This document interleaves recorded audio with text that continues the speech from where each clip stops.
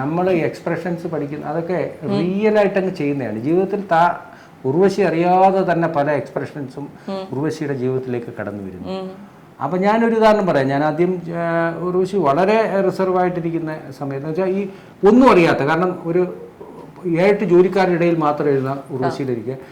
എന്തുകൊണ്ട് കോമഡി എഴുതുന്നത് എനിക്ക് ഒരു ഉദാഹരണം പറയാം. നമ്മൾ ഈ ഗുണ്ട് ബോണ്ട എന്നൊക്കെ പറഞ്ഞ കടയിൽ കിട്ടുമല്ലോ, ബോണ്ട ഒരു 2 എണ്ണം മേടിച്ചിട്ട് മുമ്പോട്ട് ഒരുപാട് നടന്ന് 600 രൂപയ്ക്ക് കിട്ടി. 600 രൂപയുള്ളൂ, 5 രൂപയുടെ സാധനം അറിയില്ല. ഇത് നമുക്ക് ഫ്രെയിം എടുത്താൽ ഇത് കോമഡിയാണ്. പഴയ ബ്രഷിന്റെ സാധനം കിട്ടുന്നു.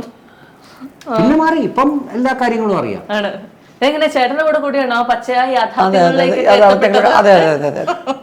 തമാശല്ല അങ്ങനെയുള്ള ചലഞ്ച്. കാരണം ഞാൻ ഡ്രസ്സ് എടുത്തിരുന്ന പല കടകളിലും ഡ്രസ്സ് വീട്ടിൽ കൊണ്ടുവരും, കുറച്ചൊരു ഇതായിട്ടുള്ളത് കൊണ്ടുവരും. അതെല്ലാം തന്നെ വളരെ ഒരു 15,000 മേളിലുള്ള 10,000 മേളിലുള്ളതൊക്കെയാണ് കൊണ്ടുവരുന്നത്. കുറേ നാൾ അങ്ങനെയായിരുന്നു. അത് കഴിഞ്ഞിട്ട് ഒരിക്കൽ പറഞ്ഞ് 10,000 രൂപയുടെ താഴെ ഉള്ളതൊന്നും ഇല്ലേ വീട്ടിലിടാനൊക്കെ കാഷ്വലായിട്ട്?